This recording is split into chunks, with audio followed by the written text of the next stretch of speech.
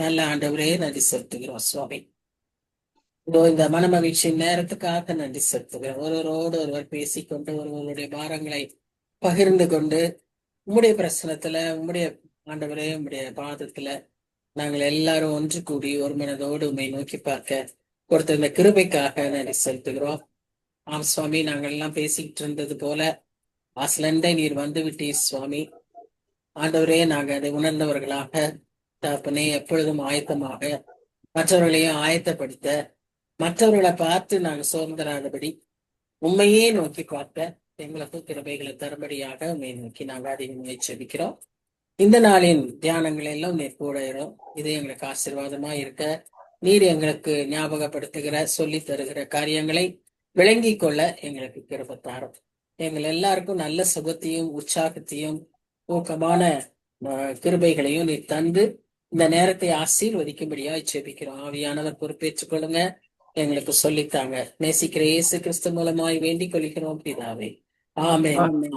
Amen. So welcome everyone to this study. கர்த்தருடைய பரிசுநாமத்துக்கு ஸ்தோத்திரம். இந்த நாளிலும் நாம ஏசாயா 43ஆம் அதிகாரத்துல ஒரு சில வசனங்களை பார்த்தோம் கடந்த வாரத்துல. அதை தொடர்ந்து அந்த அதிகாரத்தை பார்த்து விட்டு அடுத்த அதிகாரத்திற்குள்ளாக செல்லணும் என்று யோசிக்கிறேன். நேரம் எப்படி அனுமதிக்குதோ அதை பொறுத்து இருக்கு. முதல் 4 வசனங்களை நம்ம ஏற்கனவே பார்த்துட்டோம். முதல் 4 வசனங்களிலும் கர்த்தருடைய அன்பை நாம் பார்க்கிறோம். கர்த்தர் நம்மை சிருஷ்டித்தவர், கர்த்தர் நம்மை உருவாக்கினவர், கர்த்தர் நம்மை மீட்டவர், கர்த்தர் நம்மை பெயர் சொல்லி அழைக்கிறவர், கர்த்தர் நீ என்னுடையவள் என்று சொந்தம் கொண்டாடுகிறார். இவ்விதமாக கர்த்தர் தன்னுடைய அன்பை அந்த முதல் 4 வசனங்களில அவர் நமக்கு தெரிவித்தார். கர்த்தர் நம்மை அழைக்கிறவர். நம்மை அழைக்கும் போது பெயர் சொல்லி அழைக்கிறார். அப்போ அதுல பொறுப்பு இருக்கு, அதுல ஒரு நோக்கம் இருக்கு, அதுல ஒரு நம்மை தனிப்பட்ட விதத்துல யூனிக்கா நமக்கென்று அப்படின்னு அழைக்கிறத ஒரு அழைப்பின் முக்கியத்துவத்தை நாம் அந்த அதே வசனங்களிலே நாம் பார்த்தோம். இப்ப 5வது வசனத்திலிருந்து நம்ம பார்க்கலாம். அவர் ஆரம்பமே என்ன சொல்றதுன்னா, பயப்படாது. ஏன்னு சொன்னா அன்றைய நாட்களில் சரி இன்றைய நாட்களில் சரி மனுஷனுக்கு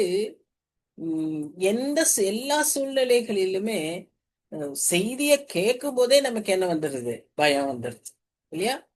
அப்போ ஆனா ஆண்டவர் நமக்கு கொடுக்கிற ஒவ்வொரு சமயத்திலும் கொடுக்கிற ஒரு வாக்கு தத்துவம் என்ன, பயப்படாதே, நான் உன்னோட இருக்கேன். இதை விட நமக்கு என்ன வேணும்? நான் உன்னோட இருக்கேன்.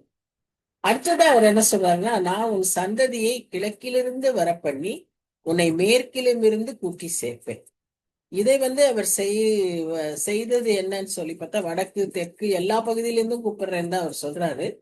அதை செய்த காரியம் எப்படின்னு பாத்தீங்கன்னா, அன்றையிலிருந்தே இன்றைய நாட்களில் ஏசாயா நாட்களிலும் அது நடந்தது.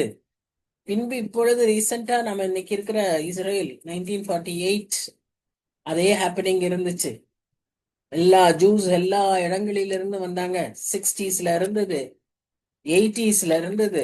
எல்லாரும் எல்லா நாடுகளிலிருந்து யூதர்கள் திரளாய் போய் அவங்க தேசத்துல போய் இருந்தாங்க. இனியும் நடக்கும், இனியும் நடக்கும். கடைசி நாட்களிலும் அது நடக்கும். சோ இந்த கூட்டி சேர்க்கிற காரியம் தொடர்ந்து நடக்கும்.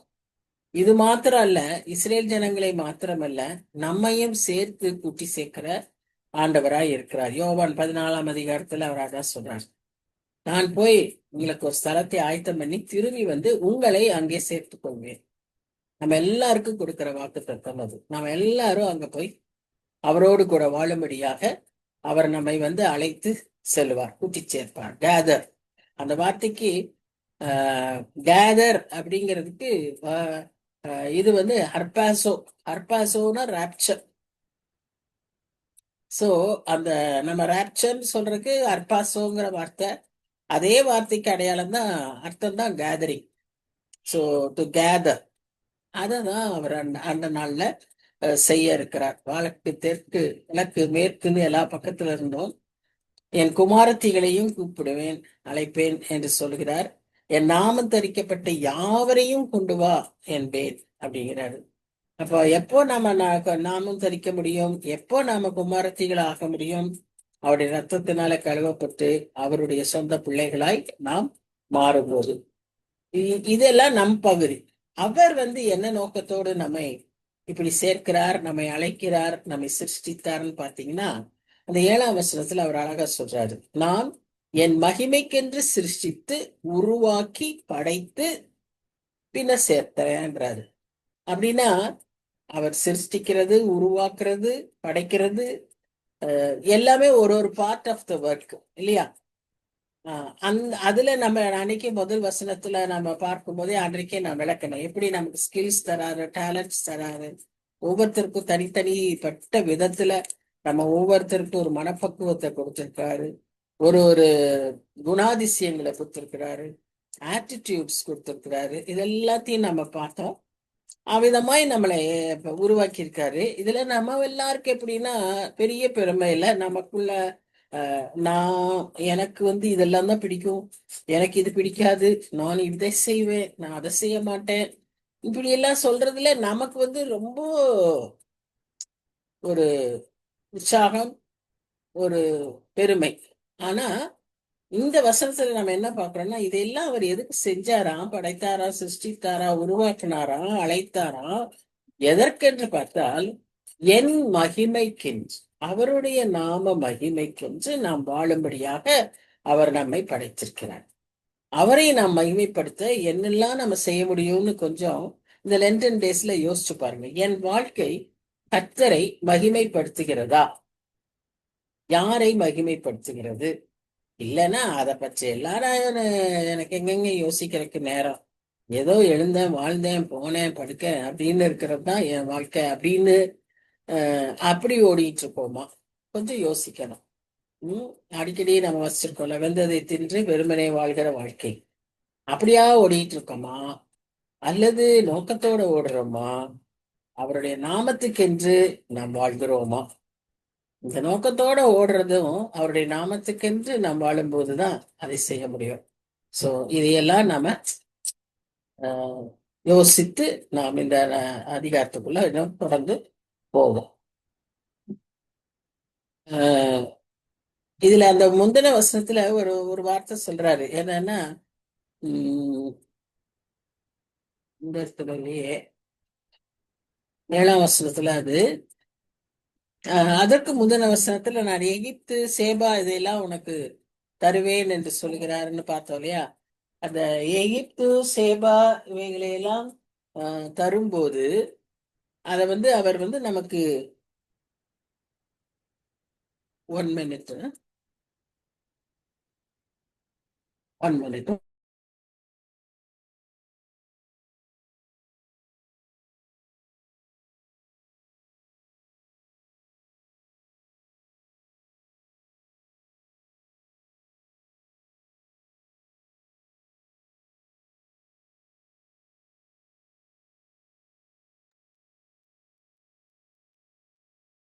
தேங்க்யூ.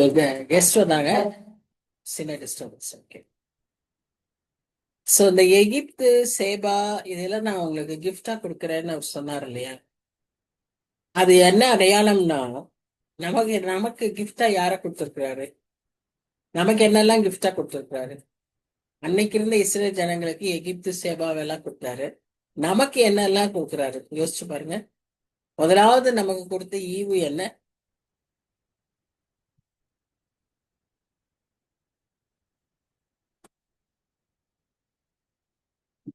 ஆண்டவராகிய இயேசு கிறிஸ்து இல்லையா? தன் சொந்த குமாரனையே. கேக்குதா? நான் பேசுறது கேக்குது இல்ல? ஓகே. அவருடைய சொந்த குமாரனையே நமக்கு ஈவாக முதல்ல கொடுத்தாரு. அடுத்த ஈவு என்ன? அவர் நமக்கு கொடுத்த ஈவு பேசியர் 1ஆம் அதிகாரத்துல வாசிக்கிறோமே, நம்மை ரட்சித்தார். நம்முடைய ரட்சிப்பு அது நமக்கு கொடுக்கப்பட்ட ஈவு. அடுத்தது நமக்காக தம் ஜீவனையே கொடுத்தார். அவர் ஜீவனை கொடுத்தாரு. சரி, குமாரனை கொடுத்தாரு. அடுத்தது அவருடைய ஜீவனை கொடுத்தாரு. ரொம்ப சாரி, எனக்கு இன்னைக்கு ஒரே டிஸ்டர்பன்ஸ். ஒரு நிமிஷம்.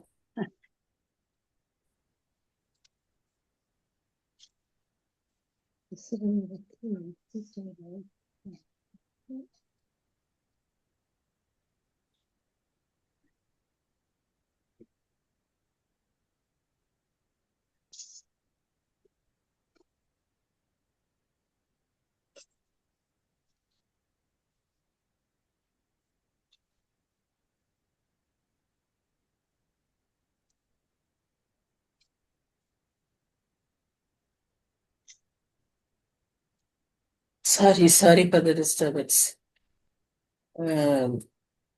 என்ன சொன்னேன்? நமக்கு வந்து ஃபர்ஸ்ட் கிறிஸ்துவை ஈவாய் கொடுத்தார். அடுத்து மீட்பை ஈவாய் கொடுத்தார். அவருடைய சொந்த ரத்தத்தை தியாகமாய் கொடுத்தார்.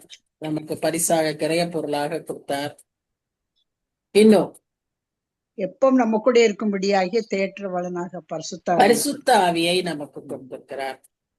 அதுதான் இன்னைக்கு இருக்கிற காலகட்டத்துல நமக்கு இருக்கிற பெரிய ஈவு. The gift of the Holy Spirit.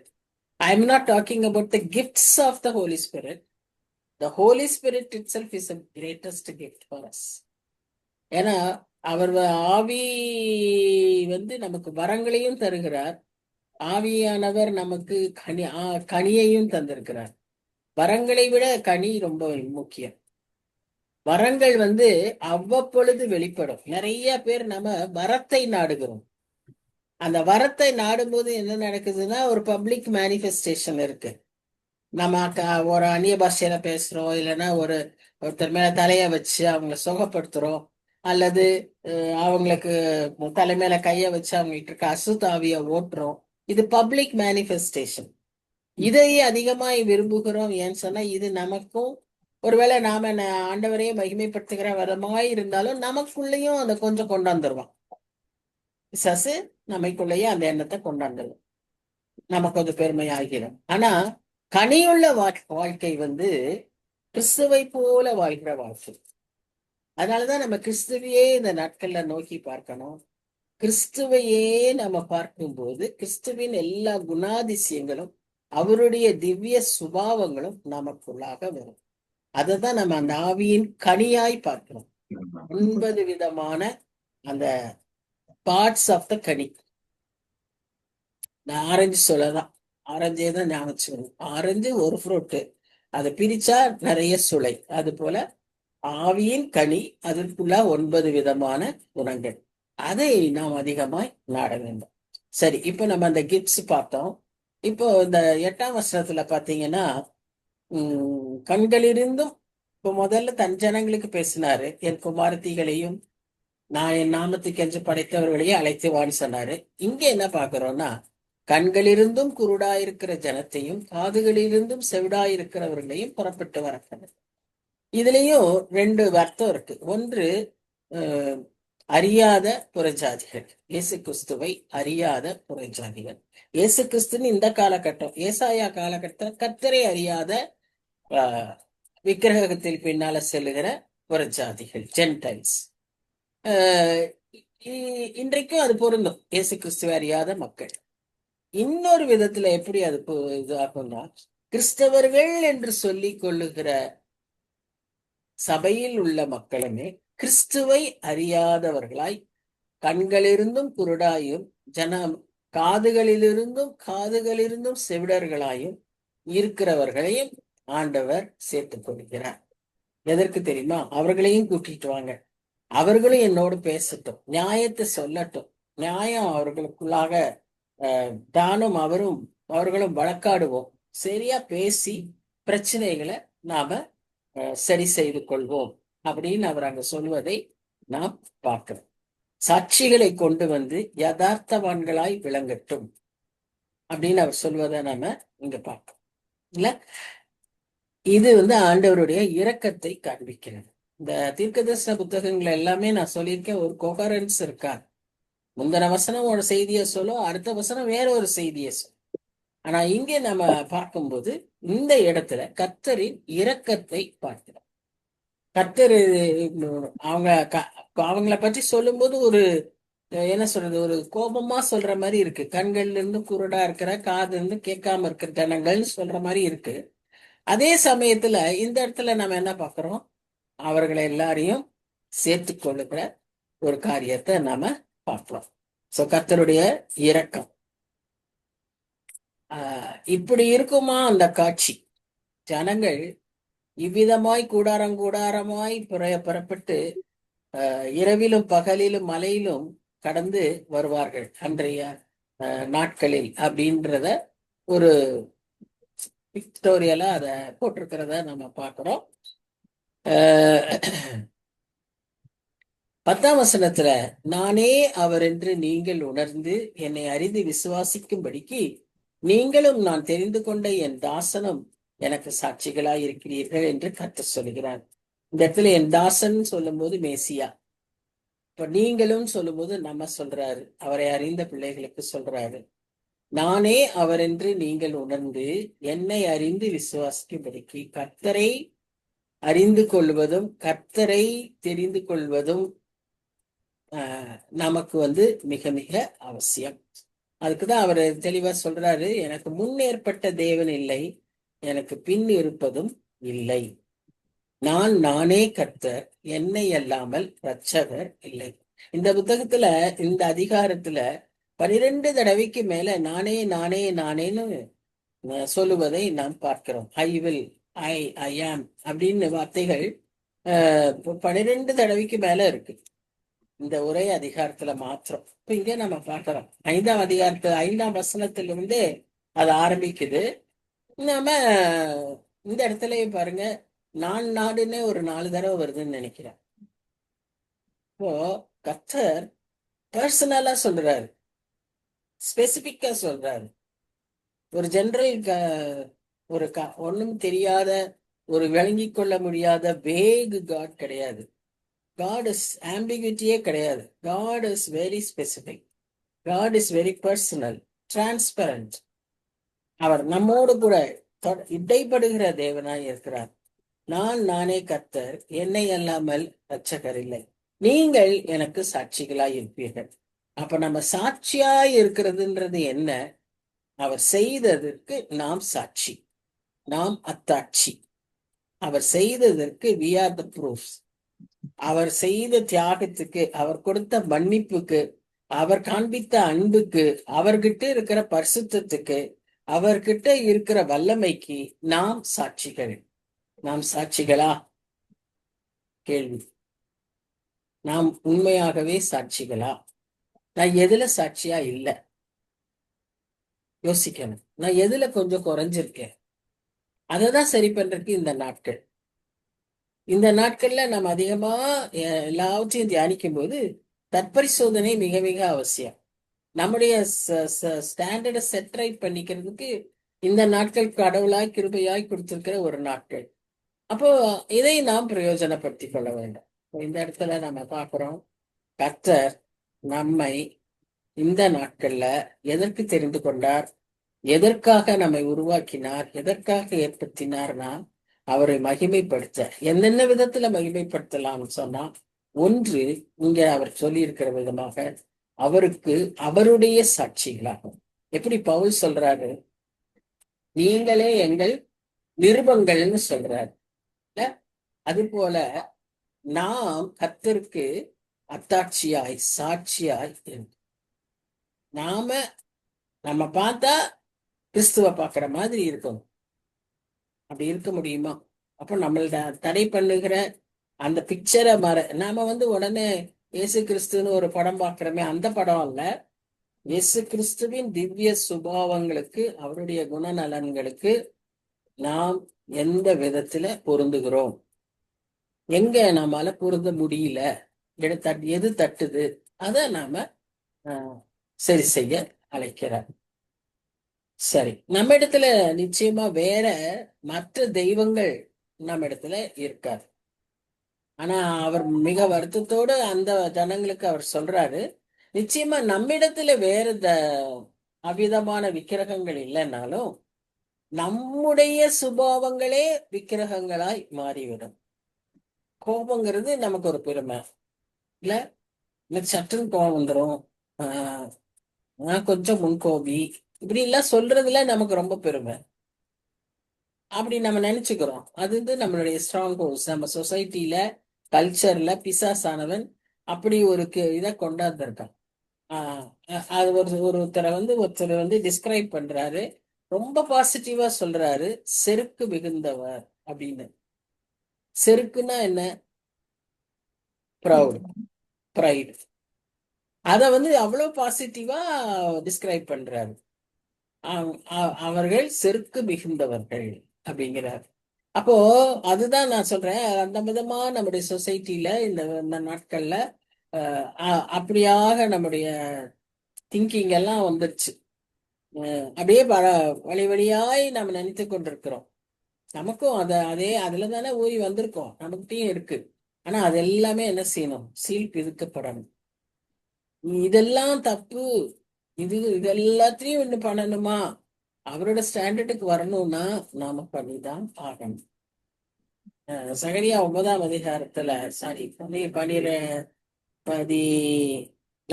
அதிகாரத்துல 4 தானே, 14 13லயோ கடைசி வசனங்கள்ல நம்ம பார்க்கும்போது, கர்த்தருக்கு பரிசுத்தம் என்று அந்த மணிகளில் எல்லாம் எழுதப்பட்டிருக்கும்னு வசனம் வரும். நம்ம அந்த கர்த்தருக்கு பரிசுத்தம் என்று குதிரையினுடைய மணிகள்ல இருக்கும். அது எதுக்கு சிம்பாலிக்கா சொல்றாங்கன்னா, ஆசாரியர்களுடைய அந்த இதுல எல்லாம், அவங்க உடைகளில் எல்லாம் ஆசாரியர்கள் அவர்கள் பிரித்தெடுக்கப்பட்டவர்கள், அதனால அவர்களுக்கு அந்த மணியில இருக்குன்னு. ஆனா ஆச்சரியமா என்னன்னா, அந்த வசனத்துல கடைசி பின்னால பார்த்தா ஆலயத்தில் உள்ள பானைகளில் அப்படின்னு வரும். சரி, ஆலயத்தில் உள்ள பானைகள் அப்படின்னு பார்த்தா எல்லா பானைகளிலும் கர்த்தருக்கு பரிசுத்தம் என்று எழுதப்படும். அப்போ பானைனா என்ன? பாட்டரி, குக்கிங் யாரோட சம்பந்தப்பட்டது? நம்மோடு சம்பந்தப்பட்டது. பெண்களாகிய நம்மோடு சம்பந்தப்பட்டது. பரிசுத்தம் அப்படின்னு சொல்லும்போது பிரித்தெடுக்கப்பட்ட ஜனங்களாய் நாம் அவருக்கென்று பிரித்தெடுக்கப்பட்டவர்களாய் இருக்க வேண்டும் அப்படின்னு சொல்லும்போது எவ்வளவு கஷ்டம் இல்லையா? இதை படிக்கும்போது ஒரு சகோதரி சொன்னாங்க, இது எதுல நமக்கு பொதுவா நம்ம பெண்களுக்கு எதுல இந்த பரிசுத்தமா இருக்கிறதுல எதுல நமக்கு கொஞ்சம் பிரச்சனை வரும் அப்படின்னு சொன்ன உடனே ஒருத்தர் சொன்னாங்க, ஒப்புரவாகிறதுல, மன்னிக்கிறதுலதான் நமக்கு பிரச்சனைன்னு சொன்னாங்க. உடனே அந்த இன்னொரு சகோதரி சொல்றாங்க, எனக்கு வந்து என் குடும்பத்தில் இருக்கிறவர்களே எனக்கு தீங்கிழைத்தார்கள். ஆனா அது எனக்கு வந்து ஒரு பெரிய ப்ராப்ளமா இல்லை. எனக்கும் அதுக்கும் சம்பந்தமே இல்லை. அப்புறம் அவங்க வந்து கொஞ்ச நாள் ஆனோடனே நான் என்னுடைய குடும்பத்தார் மற்றவர்களோட எல்லாம் அவங்க ஒப்புரவாயிட்டாங்க. அவங்களோட சாதாரணமா பேசி பழகிட்டாங்க. என்னோட மாத்திரம் அவங்க பேசுறதுக்கு தயங்குறாங்க. ஏன்னா நான் எந்த விதமான தப்பு செய்யல, அவங்கதான் என்னை வந்து தப்பு செய்யறாங்க. எனக்குள்ள ஆவியானவர் சொல்றாரு, நீ ஒப்புரவாகுன்னு. ஆனா நான் என்ன யோசிக்கிறேன்னா, அவங்க முதல்ல வந்து என்கிட்ட பேசணும்னு நினைக்கிறேன். இதெல்லாம் நமக்கும் ஏற்படுகிற ஒரு சூழ்நிலை, சந்தர்ப்பங்கள் இல்லையா? நாமும் இப்படி எல்லாம் யோசிக்கக்கூடிய நிலைமையில நாமும் இருக்கோம். ஆனா அவங்க என்ன சொன்னாங்கன்னா, அவங்களுக்கு கொடுத்த ஆலோசனை என்னன்னு சொன்னா, நீங்க கர்த்தருடைய பிள்ளையா இருக்கிறபடினால அவங்க வந்து என்ன எப்படி இருக்காங்களோ என்னமோ தெரியாது, ஆனா நீங்க கர்த்தருடைய பிள்ளை, கர்த்தரால் ரட்சிக்கப்பட்ட பிள்ளை. அப்போ நீங்க என்ன செய்யணும்னா, நீங்க தான் முதல் ஸ்டெப் எடுத்து வைக்கணும். நீங்க அவங்கள்ட்ட போய் பேசணும். உடனே அவங்க குதிக்கிறாங்க, நான் எந்த விதத்திலும் சம்பந்தமே கிடையாது, என்னத்தான் அவங்க வந்து கஷ்டப்படுத்தினாங்க, ஹர்ட் பண்ணாங்க, நான் அவங்கள எந்த விதத்திலும் இந்த பிரச்சனைக்கே சம்பந்தம் கிடையாது, ஆனா என்ன ஹர்ட் பண்ணிட்டாங்க, இப்ப நான் ஏன் போய் அவங்கள்ட்ட மன்னிப்பு கேட்கணும்? அதுதான் கிறிஸ்து நமக்கு சொல்லி கொடுத்த சிலுவையின் உபதேசம்.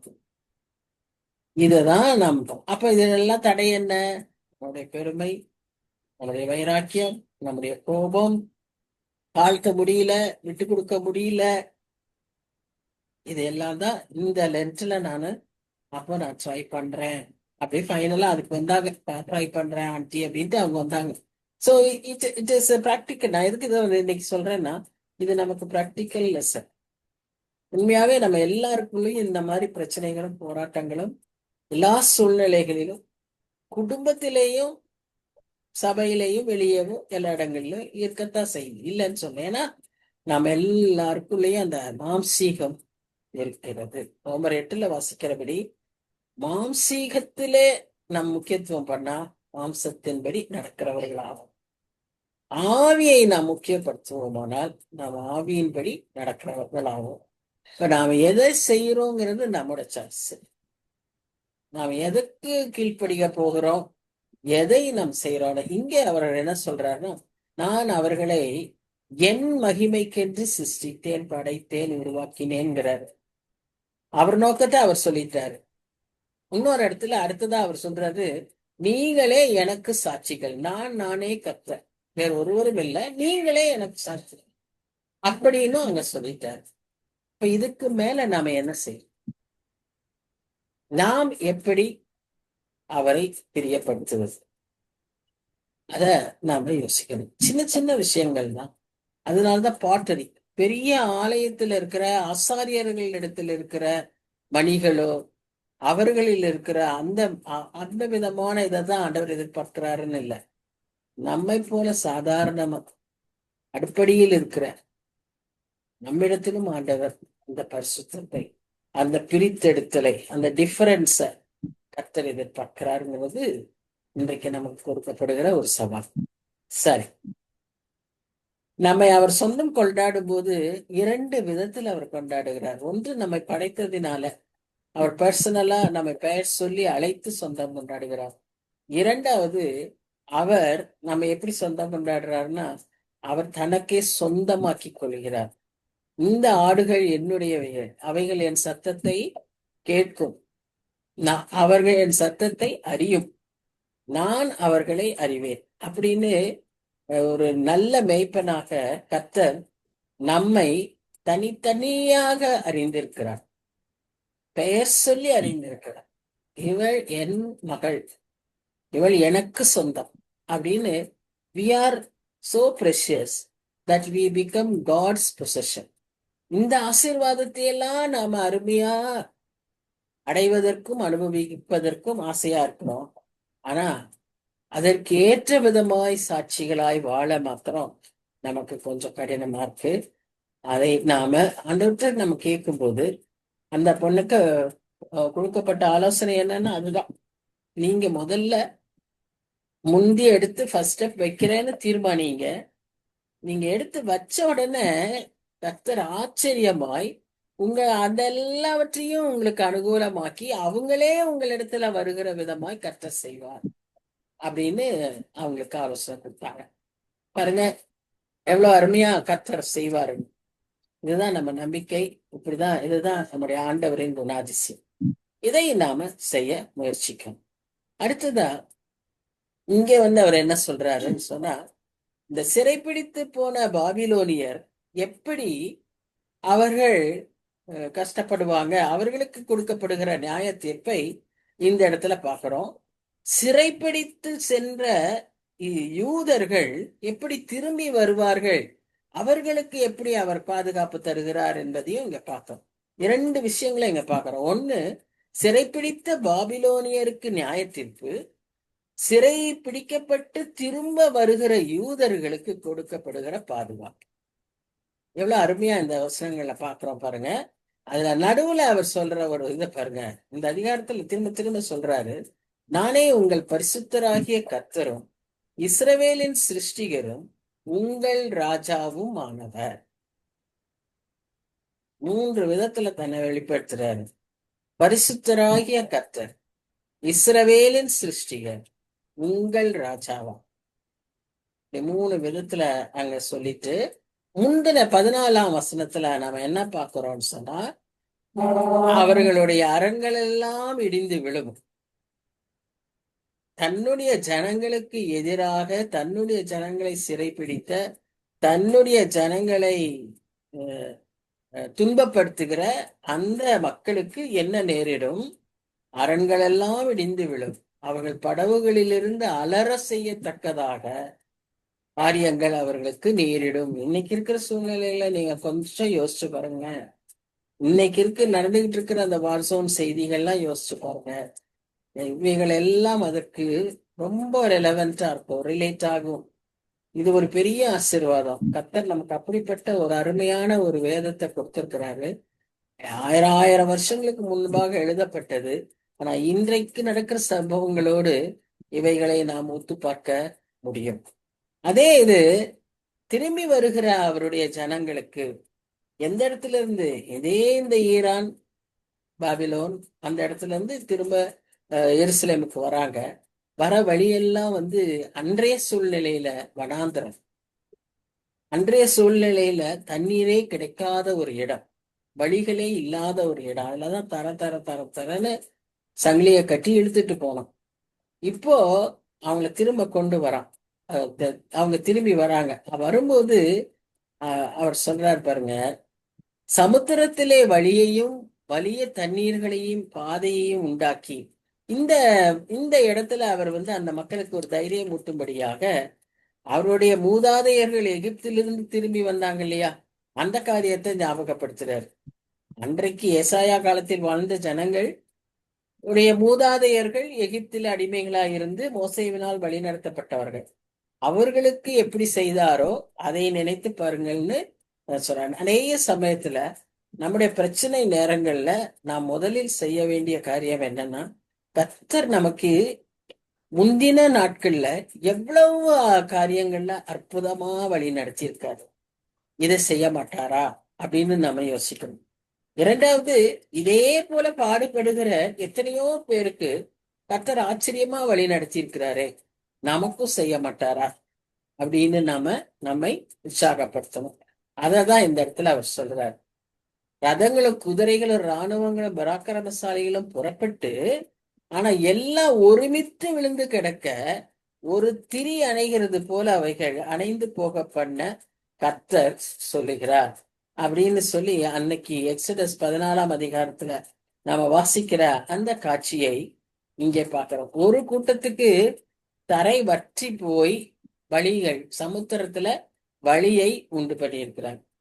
இன்னொரு கூட்டத்துக்கு ரதங்களும் குதிரைகளும் ஒருமித்து விழுந்து அங்கே வடிந்து போகிற ஒரு காட்சியையும் நாம் பார்க்கிறோம். திணி அணைகிறது போல அணைஞ்சு போயிடுச்சு. Just a matter of few seconds. கர்த்தர் செய்யக்கூடிய வல்லமையுள்ள தேவன், அதை அவர் அங்க ஞாபகப்படுத்துறார். சோ நம்ம கர்த்தரை எப்பவுமே நம்ம அவர் மேல் நம்பிக்கை வைக்கிறதுக்கு இரண்டு காரியம். ஒன்று, அவர் நமக்கு செய்ய வல்லவர், அவர் யார் அப்படிங்கிறத நம்ம அறிந்து கொள்ளணும். அதனாலதான் பவுல் சொல்வார், நான் வேண்டிக் கொள்கிறவர் இன்னார் என்று அறிந்திருக்கிறேன். நம்ம அறிந்திருக்கிறோம். இரண்டாவது, அவர் செய்த காரியங்களை நினைவு கூறும். இதற்கு முன்பாக அவர் நமக்கு செய்த காரியங்களை நாம் நினைவு கூற வேண்டும். இதைத்தான் நாம அந்த 17ஆம் வசனத்துல பார்க்கணும். ஆனா 18ஆம் வசனம் வந்த உடனே இன்னொரு சேஞ்ச் வருது. இங்க என்ன நடக்குதுன்னா பாருங்க, எடுத்த உடனே பூர்வமானதை சிந்திக்காத முந்தினவைகளை நினைக்காத. இது எதை குறிக்கிறது? அவர் செய்த நன்மைகளை அல்ல, அவர் செய்த அற்புதங்களை அல்ல. இது எதை குறிக்கிறது என்றால் நம்முடைய ஏமாற்றங்கள், நம்முடைய தோல்விகள், இதை குறிக்கிறது. இதைத்தான் இந்த இடத்துல நாம பார்ப்போம். முந்தினவைகளை நினைக்காதே, பூர்வமானவைகளை சிந்திக்காதே. நான் சொல்ற காரியம் என்னன்னா, நீ உன்னுடைய தோல்வியான வாழ்க்கைய, உன்னுடைய பழைய காரியங்களை நினைக்க, இனி நீ நினைக்க வேண்டாம். அத நம்ம உனக்கு கர்த்தர் மீட்பை தந்திருக்கிறார், உனக்கு கர்த்தர் ஆசீர்வாதத்தை கட்டளையிட்டு இருக்கிறார். இதை நீ அனுபவி.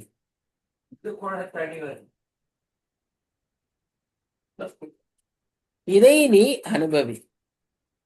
இதோ நான் புதிய காரியத்தை செய்கிறேன், இப்பொழுதே அது தோன்றும், நீங்கள் அதை அறியீர்களா?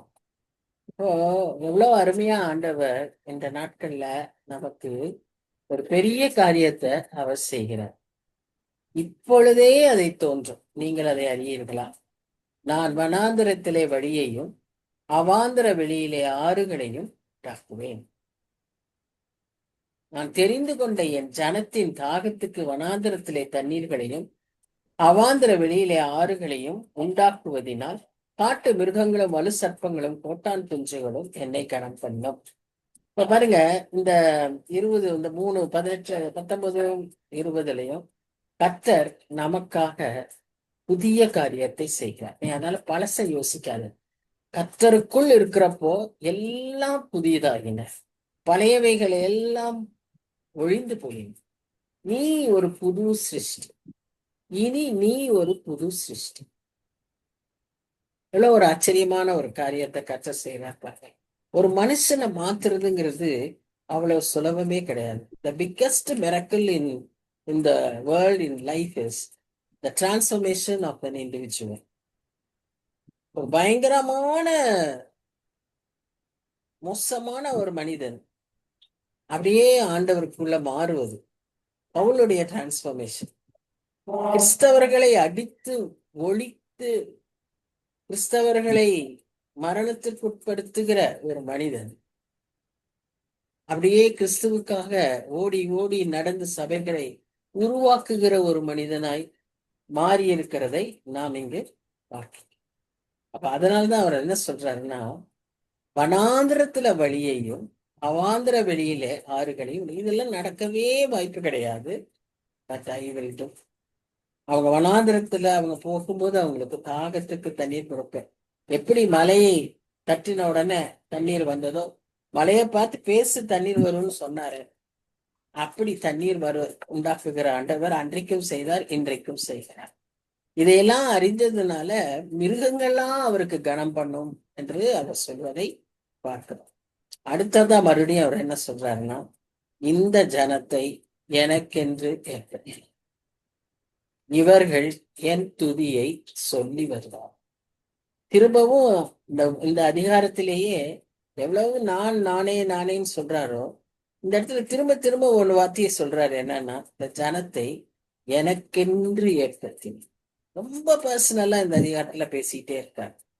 நீங்க எனக்கு சொந்தம், நான் நானே கர்த்தர், இப்படி என்னென்னமோ சொன்ன பிறகு இந்த இடத்துல அவர் என்ன சொல்றாருன்னா, இந்த ஜனத்தை எனக்கென்று ஏற்படுத்தினேன். இப்ப நம்ம கர்த்தருக்கு மகிமைப்படுத்துவதற்காக நம்மை உருவாக்கி இருக்கிறார்.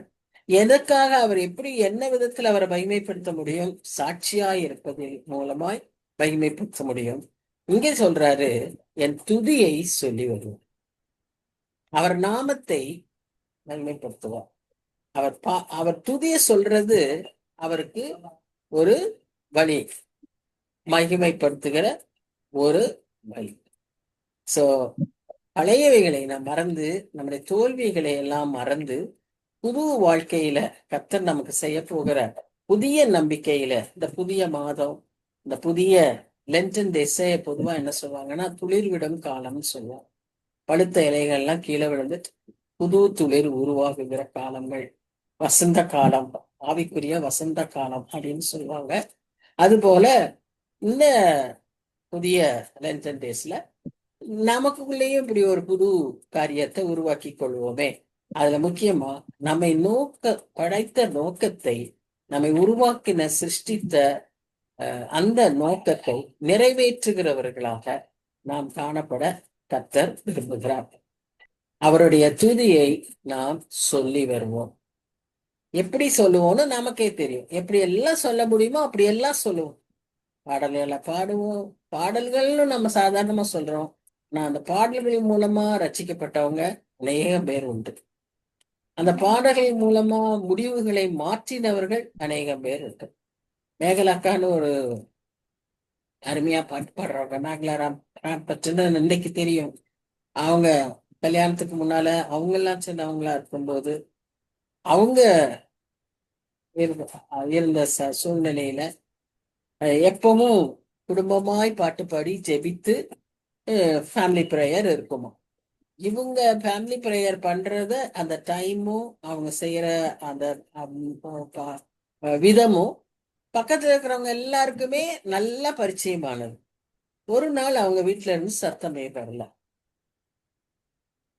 பக்கத்து வீட்டார் வந்து, ஏன் இவங்க வீட்டுல இன்னைக்கு பிரேயர் சத்தம் வரல, பாட்டு சத்தம் வரல அப்படின்னு அவங்க பார்த்து அவங்க வந்து கதவை தட்டி இவங்களை கூப்பிடுறாங்க. ஏன் உங்க வீட்டுல இன்னைக்கு பாட்டு சத்தமே காணோம், பிரேயர் இல்லையா, ஏன் பிரேயர் செய்யல பாருங்க. அவங்க கேக்குறாங்க, நீங்க ஏன் பிரேயர் செய்யல. அப்போ ஆக்சுவலா அன்னைக்கு வந்து அவங்க அவங்களுடைய பல சூழ்நிலைகளின் நிமித்தமாக அவர்கள் வாழ்க்கையை முடித்துக் கொள்ளலாம் என்ற தீர்மானத்துல இருந்தவங்க. அதனால அவங்களுக்கு எதையும் செய்ய பிடிக்கல, ஜெபிக்கவும் பிடிக்கல, பாடவும் பிடிக்கல, எதுவுமே செய்ய பிடிக்கல. ஆனா மரிக்க போகிற முடிவெடுக்கும் போது ஆண்டவருடைய திட்டம் வேறவா இருந்ததுனால இவங்களை இப்ப எவ்வளவு அழகா பயன்படுத்தி நம்ம எல்லாருக்கும் நல்லா தெரியும். அவங்க வந்து தட்டி அவங்கள்ட்ட பேசுறாங்க. அவங்க அந்த காலத்துல நான் சின்ன வாலிப பிள்ளையா இருக்கும்போது அவங்க சொன்னதை நான் கேட்டு எனக்குள்ள எப்பவுமே அது மனசுல ஒரு பசுமையான நினைவு. அவங்களுடைய அருமையான ஒரு பாட்டு நம்ம எல்லாருக்குமே தெரியும். ஒரு நாளில் பாவியாய் அலைந்தேன்னு ஒரு அருமையான பாட்டு. அந்த பாடல்ல பாடுவாங்க. அப்பதான் இத சொன்னாங்க. அப்போ இவங்க வீட்டுக்குள்ள பாடின பாட்டு, இவங்க வீட்டுல ஜெபம் செய்த பாட்டு, மற்றவங்களுடைய நம்பிக்கைக்கு, அவர்களுடைய ஆறுதலுக்கு அது பிரயோஜனமா இருந்தது. பாருங்க, நான் இதுதான் சாட்சி. நாம் எப்படி சாட்சியா இருக்க முடியும்னா, போய் நின்னு மேடையில பேசணும்னு அவசியமே இல்லை. நம்முடைய வாழ்க்கை சாட்சியாய் இருக்க முடியும். இது மற்றவர்களை அசைக்கும், மற்றவர்களுக்குள்ள ஒரு நம்பிக்கையை உருவாக்கும், நம்மை குறித்த ஒரு எதிர்பார்ப்பு அவர்களுக்கும் இருக்கும். உங்களே நிறைய பேர் கேட்டிருப்பாங்க, கோயில் போகலன்னா நீங்க இன்னைக்கு போலியா அப்படின்னு கேட்பாங்க. ஏன்னா நம்ம இன்னைக்கு போயிருக்கணும், கோயிலுக்கு போயிருக்கணும், ஏன் போல அப்படின்னு நம்மள மற்றவங்க கேட்பாங்க. So that is the witness. சரி, 22ஆம் வசனம். ஆனாலும் யாக்கோபே, நீ என்னை, திரும்பவும் அவர் புலம்ப ஆரம்பிச்சார். கர்த்தர் ஒரு நல்லதா சொல்லு வருவாரு, அப்படிலாம் ஆசீர்வதிக்கிறேன்னு திரும்ப இந்த மக்களுடைய பாவ நிலைமை அவர் அப்படியே சோர்வு உண்டாக்க வச்சது. இப்ப நம்ம இதை வந்து என்ன தெரிஞ்சுக்கணும்னா, நாமும் இப்படிதான் அடிக்கடி செய்யறோங்கிறத நினைச்சு பார்க்கணும். நான் கர்த்தரை மகிழ்விக்கிறேனா, நான் கர்த்தரை இப்படி சோர்வுக்குள்ளாக்குறேன் யோசிக்கணும். நீ என்னை நோக்கி கூப்பிடவில்லை, இஸ்ரவேலே, நீ என்னை குறித்து மனம் சலித்து போனாய். இது பாருங்க, நீ என்னை குறித்து மனம் சலித்து போனாய். இது முடியுமா? முடியும், முடியும். எப்போ நம்ம எதையும் ஒரு சம்பிரதாயமா செய்துட்டு இருந்தோம்னா, ஒரு மாம்சீகத்துல செய்துகிட்டு இருந்தோம்னா, ஒரு ஆவிக்குரிய ஊக்கத்துல செய்யாம ஒரு வைராக்கியத்துல அல்லது ஒரு பாரம்பரியத்துல ஒரு வழக்கத்துல செய்தோம்னா, எனக்கு தெரிஞ்ச ஒரு குடும்பத்துல ஒரு பையன் இருக்கான். அவனை குறித்து அவங்க அம்மா சொல்லும்போது, எங்க பையன் வருவான், ஆலயத்துக்கு வருவான், கடைசியில உட்காந்துவான், அவன் அப்படியே தூங்கிட்டே இருப்பான், அவனுக்கு எந்த சத்தமும் கேட்காது, அவனுக்கு எந்த பாடலும் பாட பிடிக்காது. நான் வரேன்றதுனால எனக்கு துணைக்கு அவன் வருவான், ஆனா ஆலயத்துக்கு ஒவ்வொரு வாரம் வந்துடுவான். ஆனா அவனுக்கும் ஆலயத்துக்கும் செய்திக்கும் அவனுக்கும் பாடலுக்கும் விசுவாச பிரமாணத்துக்கும் எந்த சம்பந்தமும் இல்லை. இப்படியும் இன்றைக்கும் இருக்கிறார்கள். காரணம் என்ன? இது ஒரு மாம்சீகமா ஒரு ரொட்டீனா சண்டையான காலைல எந்திரிச்சோம்னா போகணும், கட்டாயம் போயிடுவோம். தவறே கிடையாது, அதுதான் நம்ம செய்ய வேண்டியது. ஆனா அத உண்மையான அர்த்தத்தோடு ஒரு எதிர்பார்ப்போடு ஆண்டவருக்கு ஆண்டவரை சந்திக்க போறோம், விசுவாசிகளோடு சேர்ந்து மகிமைப்படுத்த போறோம் இப்படின்லாம் நினைச்சு போனோம்னா நமக்கும் உற்சாகமா இருக்கும், ஆண்டவருக்கும் சந்தோஷமா இருக்கும். இல்லைன்னா இப்படி மன சலிப்பு சோர்வு வரத்தான் செய்யும். ஃபியூ பீப்புள், ஒருத்தர் ரைட்டர் எழுதுறாரு,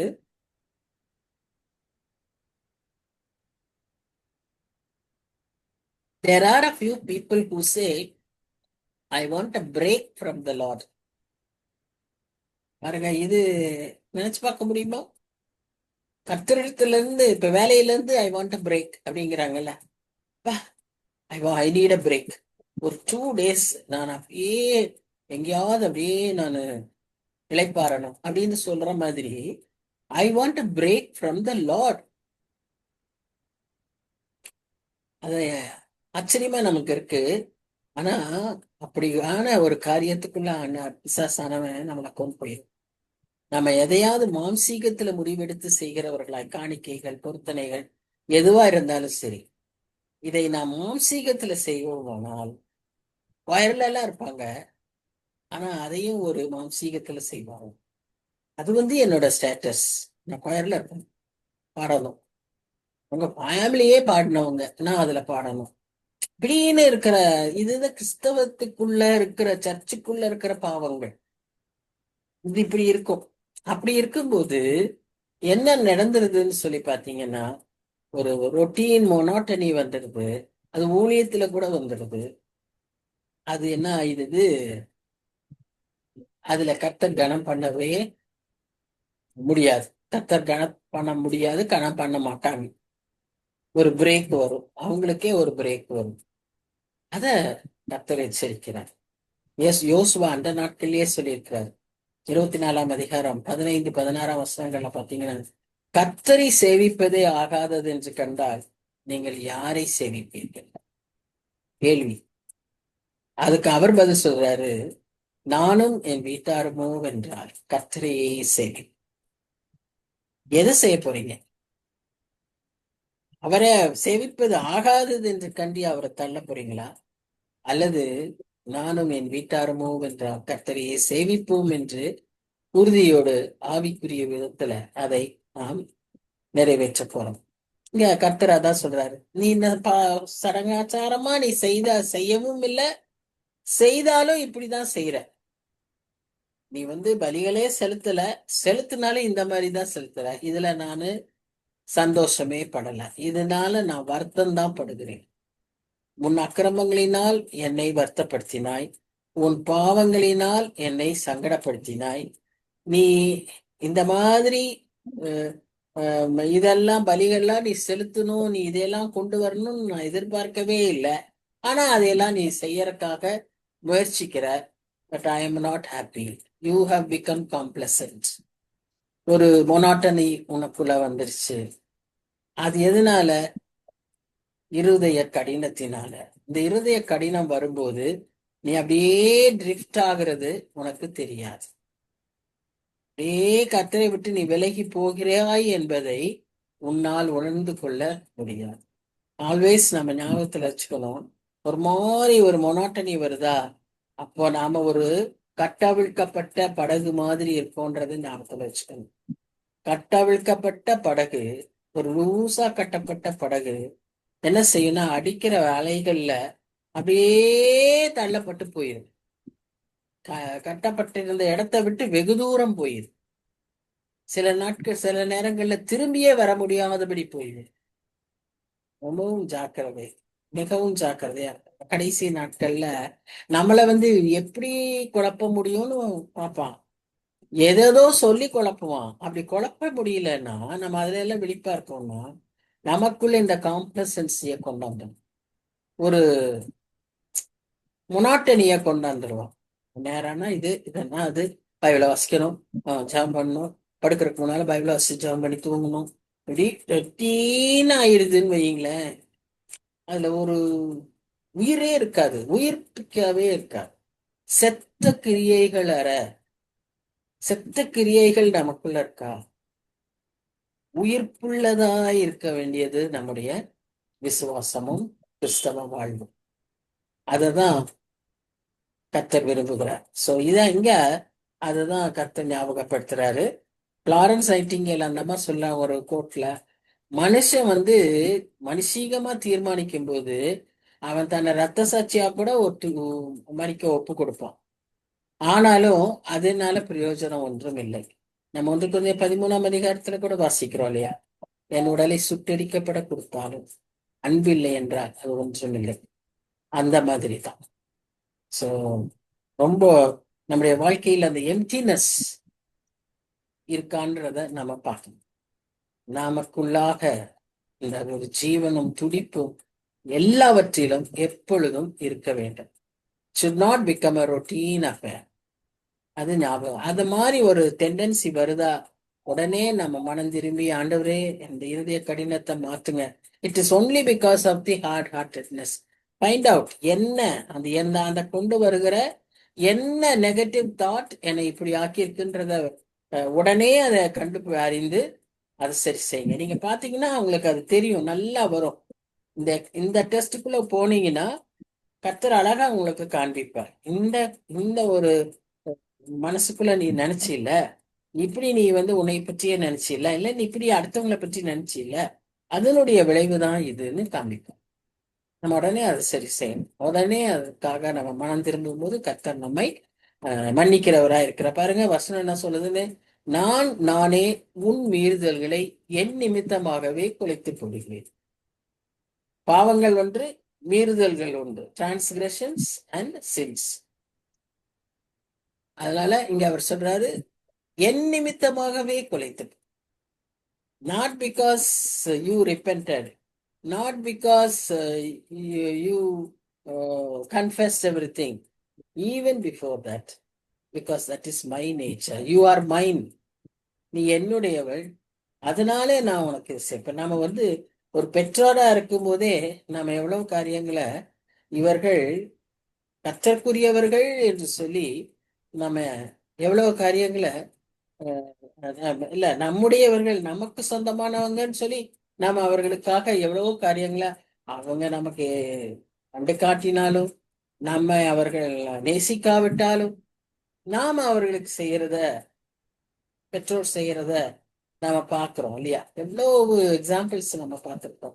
ஒரு ஏழை பாட்டி, ஏழை தாய் இருக்கிறதையெல்லாம் விற்று அவங்களுடைய சுகவீனம், உடல் சுகத்தையெல்லாம் கூட இல்லாம குழந்தைக்காக, படிப்புக்காக, அவங்க நல்லா இருக்கணுங்கிறதுக்காக இப்படி எல்லாம் செய்யற காரியம் என்ன? Because you are mind. அதேதான் இங்க ஆண்டவர் அதை விட காட்டு. இவங்க மனுஷராகிய மக்களே இவ்வளவு காட்டும் போது ஆண்டவர் எவ்வளவு அன்புள்ளவர். அவர் சொல்றாரு, என் நிமித்தமாகவே குலைத்து போடுகிறேன், உன் பாவங்களை நினையாமலும் இருப்பேன். இது நமக்கு எவ்வளவு போராட்டம் இல்ல. நம்ம ஒருத்தரை மன்னிச்சிருவோம், ஆனா அவங்க செஞ்சதை மன்னிக்கவே மாட்டோம், அதை மறக்க மாட்டோம். மன்னிச்சிருவோம், அதுவும் கூட மன்னிச்சிருவோம்.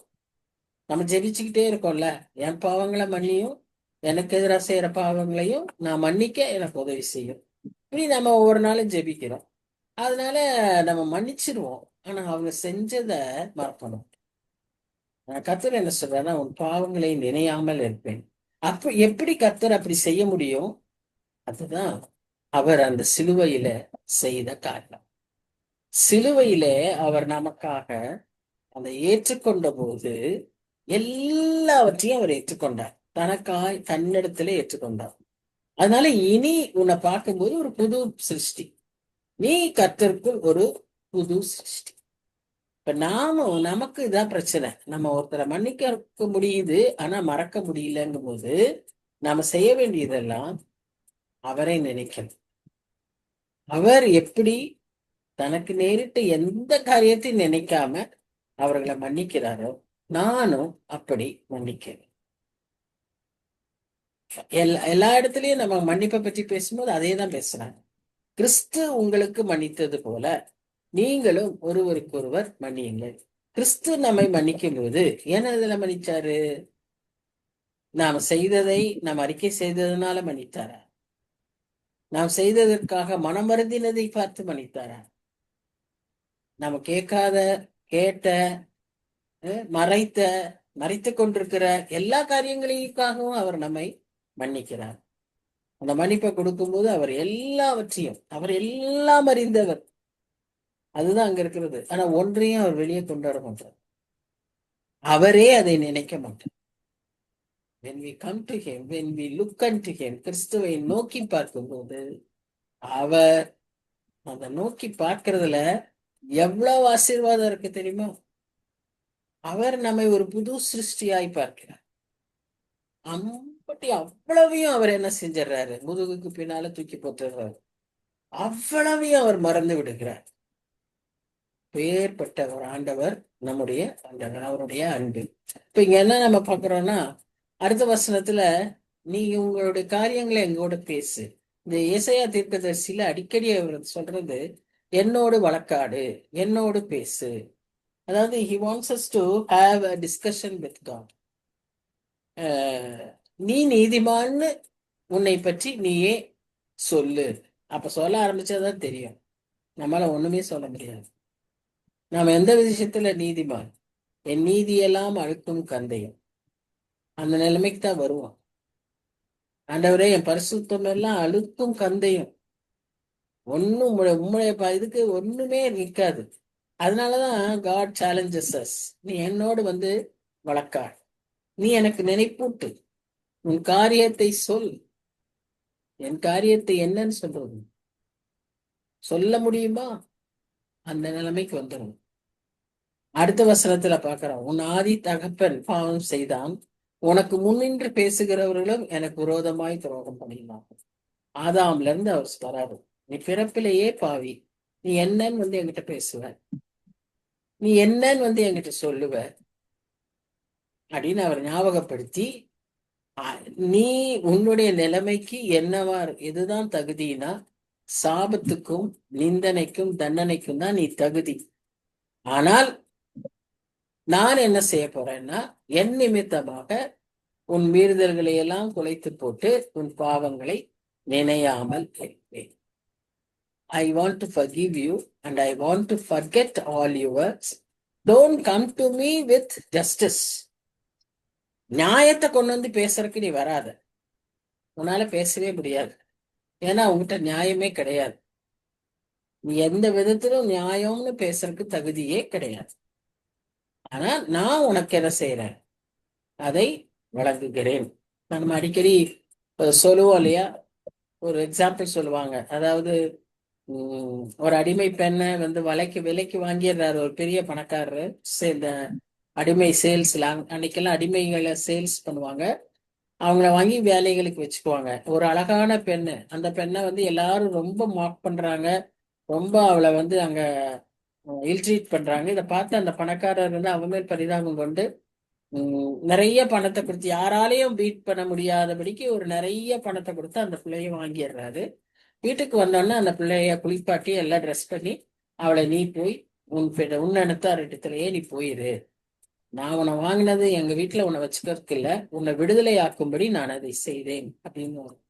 அந்த பொண்ணு அதுக்கு, நான் என் வாழ்நாள் முழுவதும் உமக்கு அடிமையாவே நான் இங்க இருந்து வேலை செய்யறேன்னு சொல்லி அவ அந்த வீட்டுல ஒரு சர்வெண்டாவே அவளா வாலண்டரியில அவ வந்து she will become a slave. இதேதான் நமக்கும். நம்முடைய நிலைமை வந்து அப்படி அசிங்கப்படவும் துன்பப்படவும் ஒரு தண்டனைக்கும் நிந்தனைக்கும் சாபத்துக்கும் உள்ளாக வேண்டிய ஒரு நிலைமை. ஆனா கர்த்தர் யாராலும் கொடுக்க முடியாத ஒரு விலைக்கிரயமாய் தன்னுடைய ரத்தத்தை கொடுத்து நம்மை மீட்டு கொண்டார். மீட்டு கொண்டதன் பலன் நாம் அவருக்கு அடிமையாகணும் என்பதற்காக அல்ல, நீ சுதந்திரமாய் வாழ் அப்படிங்கிறதுக்கு தான். We are so free, we are not bound by any bondage because God has freed us. ஆனா நாம என்ன செய்யணும்? அந்த அந்த பெண்ணை போல நம்மை நாமே கர்த்தருக்கென்று ஒப்பு கொடுத்து ஜீவ பலியாக நாம் அவருக்கென்று வாழ விரும்பும். அவருடைய பரிசுத்தையும் அவருடைய அன்பையும் அவருடைய குணாதிசயங்களும் கொண்ட ஒரு வாழ்க்கைய வாழணும். இந்த அதிகாரத்துல நான் சொன்னபடி நிறைய ஐன்னு இருக்கு. நான் அப்படியே பல வசனங்கள் இதுல சொல்லப்பட்டிருக்கு. நான் அதை அப்படியே உங்களுக்கு சொல்றேன், எதெல்லாம் அவர் அப்படி சொல்லியிருக்கிறாருன்னு. 43ஆம் அதிகாரத்துல 1ஆம் வசனத்துல நீ என்னால் மீட்கப்பட்டவன்கிறாரு. 2வது வசனத்துல நான் உன்னோடு இருப்பேங்கிறாரு. 4வது வசனத்துல நீ எனக்கு அருமையானவள்ங்கிறாரு. 7ஆம் வசனத்துல உன்னை குறித்து ஒரு பெரிய நோக்கம் உண்டு, எனக்கென்று என் மகிமைக்கென்று அவர்களை படைத்தேன். 11ஆம் வசனத்துல நான் உன்னுடைய இரட்சகர், நானே இரட்சகர், என்னை அன்றி வேறு ஒருவரும் இல்லை அப்படிங்கிறாரு. 13ஆம் வசனத்துல நான் மாறாதவர் என்கிறார். 16ஆம் வசனத்துல வனாந்தரத்திலும் ஆறுகளிலும் வழிகளையும் பாதைகளையும் உண்டு பண்ணுவேன். God seems to give us a way when there seems to be no way. எல்லா வழிகளும் God God will make a way. Yes, அந்த பாட்டு God will make a way when there seems to be no way. Yeah, Don Moen பாட்டு. எல்லா பக்கமும் அடைபட்டாலும் கர்த்தரால் ஒரு வழியை நமக்கு உண்டு பண்ண முடியும். அது இந்த அதிகாரத்துல ஞாபகப்படுத்துறாரு. 18ஆம் வசனத்துல பூர்வ காலத்துல உன் தோல்வி எல்லாம் அதையே நினைச்சிட்டு இருக்காத. உன்னை முன்னேற விடாம செய்யறது எதுன்னா இதுதான். நல்லா போயிட்டு இருக்கும்போது திடீர்னு ஒரு எண்ணம் வரும். ஐயோ, அவங்க வராங்க, அவங்க என்னை பத்தி என்ன நினைப்பாங்க, என்னை பத்தி எல்லாம் தெரியும்ல அவங்களுக்கு அப்படின்னு நமக்குள்ள ஒரு யோசனை வந்துச்சுன்னா ஒரு ஸ்டெப் எடுத்து வைக்க முடியாது. ஆனா நீ விசுவாசத்தோடு, கர்த்தர் கொடுக்கிற தைரியத்தோடு, நம்பிக்கையோடு அவர் என் பாவங்களை மன்னித்தார் என்கிற நிச்சயத்தோடு நீ அடுத்த அடியை எடுத்து வைக்கும்போது அவங்களே உங்ககிட்ட வந்து எதுவும் பேச மாட்டாங்க. அவங்க அப்படியே பேசினாலும் உன்னால அதை அவர்களை சந்திக்க முடியும். அவர்கள் உன்னண்டை திரும்புவார்கள். உன் எதிராளிகள் உன் பக்கம் திரும்புவார்கள். உனக்கு எதிராக எழும்பு எந்த ஆயுதமும் வாய்க்காதே போகும். எல்லாம் எப்போ? இப்படி நம்பிக்கை விசுவாசத்தோடு போகும்போது. So God is doing a new thing. உனக்குள்ளாக உனக்காக ஒரு பெரிய காரியத்தை உருவாக்குகிறார். இதற்கெல்லாம் அவர் எதிர்பார்க்கிறது அவரை மகிமைப்படுத்தும்படியாய் ஒரு சாட்சியுள்ள வாழ்க்கை. இதைத்தான் கர்த்தர் நம்மிடத்துல கேட்கிறார். இந்த அதிகாரத்துல இவ்விதமாக கர்த்தர் தன்னை பற்றி வெகு தெளிவாக ஒரு பர்சனல் காடாக நம்மோடு கூட இடைப்படுகிற, பிரத்யட்சமாய் தனிப்பட்ட விதத்துல பேசுகிற ஒரு கர்த்தராய் நம்மிடத்தில் அவர் இடைப்பட்டு தன்னை வெளிப்படுத்தி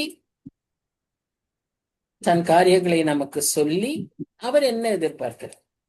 இவர்களை நான் எனக்கென்று ஏற்படுத்தினேன், என் மகிமைக்கென்று ஏற்படுத்தினேன், இவர்கள் இதை செய்வார்கள். அந்த எதிர்பார்ப்ப நிறைவேற்றுகிற விதமாய் நாமும் வாழ்ந்துவிட நம்மில் ஒருவர் ஜெபிக்கிறீங்களா?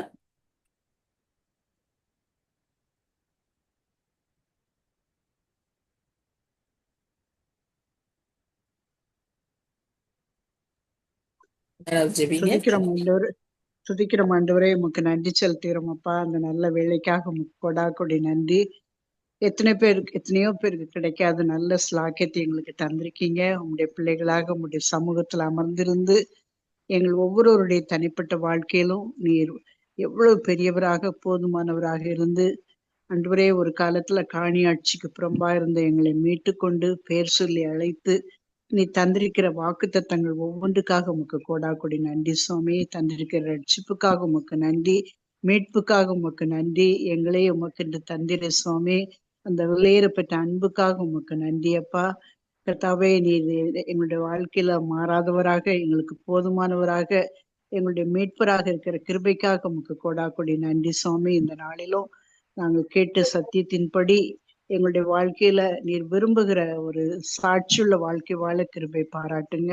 உண்மை பிரதிபலிக்க உம்முடைய சாயலை தரித்து கொள்ள ஆண்டவரே, எங்களுடைய வார்த்தை பேசுவதை பார்க்கலும் எங்களுடைய வாழ்க்கை உண்மை மற்றவங்களுக்கு காண்பித்து கொடுக்கத்தக்கதாக ஒவ்வொரு மூமெண்ட்டும் உண்மை பிரதிபலிக்க எங்களுக்கு நீங்க கிருபை பாராட்டுங்க. இன்னும் என்னென்ன காரியங்களை நாங்கள் குறைவுபடுகிறோமோ நீங்க கிருபையாக இறங்கி அதையெல்லாம் ஓவர் கம் பண்றதுக்கு எங்களுக்கு நீங்க பலம் தாங்கப்பா. உண்மை போல பிறரை நேசிக்க, பிறரை ஏற்றுக்கொள்ள, பிறரை மன்னிக்க, எல்லாவற்றிலும் உண்மை போல வாழ்ந்து கடந்து போறதுக்கு எங்களுக்கு நீங்க பலம் தாங்க. கடைசி நாட்களை நாங்கள் ஜீவிக்கிறோம். ஏனோ தானவென்று நாங்கள் இராதபடி ஒவ்வொரு நிமிடமும் உங்களுடைய வருகைக்கு நாங்கள் ஆயத்தப்பட, எங்கள் கூட இணைந்த மக்களை ஆயத்தப்படுத்த, மற்றவங்களுக்கு நாங்கள் காவலாளனாக இருந்து உண்மை அநேகரை நீதிக்குட்படுத்துகிற பிள்ளைகளாக எங்கள் ஒவ்வொருவரையும் கரத்தில் எடுத்து பயன்படுத்துங்க சுவாமி. இந்த பைபிள் ஸ்டடியை நடத்துகிற அருமையான சகோதரிக்காக உமக்கு நன்றி. அவங்களுக்கு இருக்கிற டைட் ஷெட்யூலுக்கு மத்தியிலையும் இந்த டைமை ஸ்பேர் பண்ணி 1 ஹவருக்கு மேல எங்களுக்காக அவங்க எடுத்திருக்கிற எஃபர்ட்காக உமக்கு நன்றி. இந்த வசனங்கள் ஒன்றும் விருதாவாக போய்விடாதபடி நாங்க கேட்ட சத்தியத்துல நிலைத்திருக்க கிருபை பாராட்டுங்க. இணைந்திருக்கிற ஒவ்வொருவருக்காக உமக்கு நன்றி. நான் அநேகர் இதுல கலந்து கொண்டு பயனடைய நீங்க கிருபை பாராட்டுங்க. ஏசப்பா, உமக்கு சித்தனா அடுத்த வாரம் நாங்க மீண்டுமாக கூடி வந்து உம்முடைய சமூகத்தண்டை காத்திருந்து உம்முடைய சத்தியங்களை கற்றுக்கொள்ள எங்களுக்கு கிருபை பாராட்டுங்க. அது வரைக்கும் உம்முடைய பாதுகாப்பின் கரம் எங்களோடே கூட இருக்கட்டும். துதிகர மகிமை எல்லாவற்றையும் ஒருவருக்கே செலுத்துகிறோம். மீட்பர் இயேசுவின் நாமத்தில் கேட்கிறோம் தகப்பனே. ஆமென். Amen. Thank you. Thank you, sister. God bless you all. கர்த்தருக்கு சித்தமானால் அடுத்த வாரம் நான் சென்னையில இருந்து ஜாயின் பண்ணுவேன். நாளைக்கு நான் சென்னைக்கு போறேன். என் டிராவலுக்காக ஜெபம் பண்ணிக்கோங்க. நாங்க அந்த ட்ராப் டாக்ஸி மாதிரி கேப்ல போறோம். ஸோ சேஃபா போய் சேர்ந்து வைத்திருக்கிற காரியங்களை செய்யறதுக்கு ஜெபம் பண்ணிக்கோங்க. சரியா? Okay, sister. Thank you. Good night. Good night, sister.